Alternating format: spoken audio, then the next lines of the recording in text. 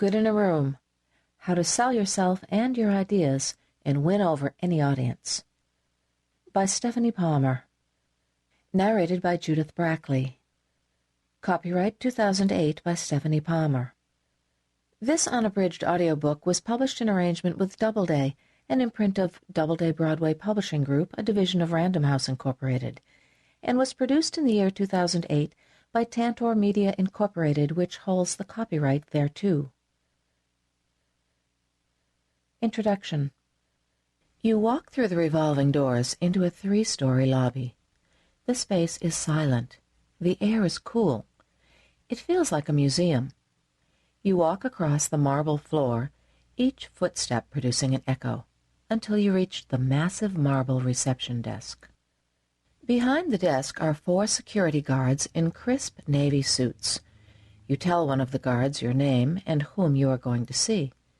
The guard places a phone call and then gives you a security pass.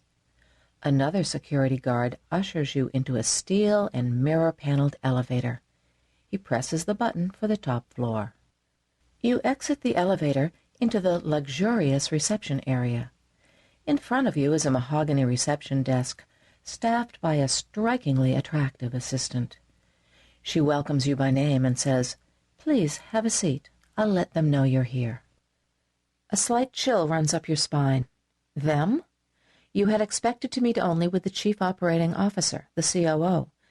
But before you can sit down in one of the club chairs in the waiting area, another assistant emerges from the hallway and leads you into a private conference room with a rectangular marble table surrounded by 12 Aeron chairs. The assistant gestures toward rows of bottled water on a buffet table against the wall. "Smart water, Fiji, or Perrier?" he asks. Then you wait for 30 minutes.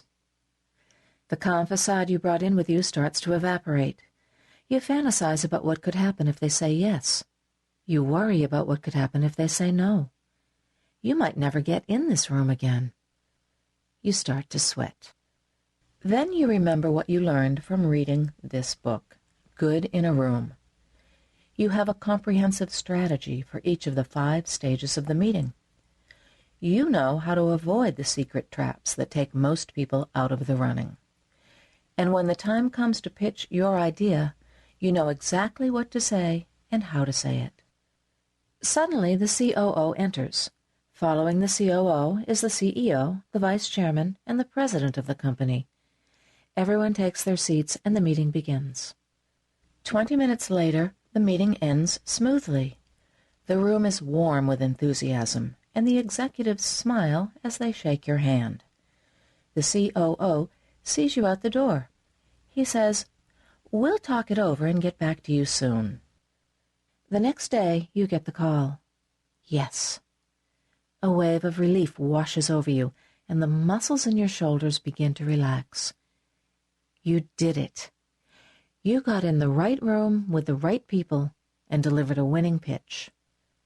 Best of all, your confidence has grown substantially. With this experience under your belt, you'll be better positioned for the next high-stakes meeting, and decision-makers will be more inclined to say yes to your ideas. You've broken through to the next level in your professional life. You're excited about your future.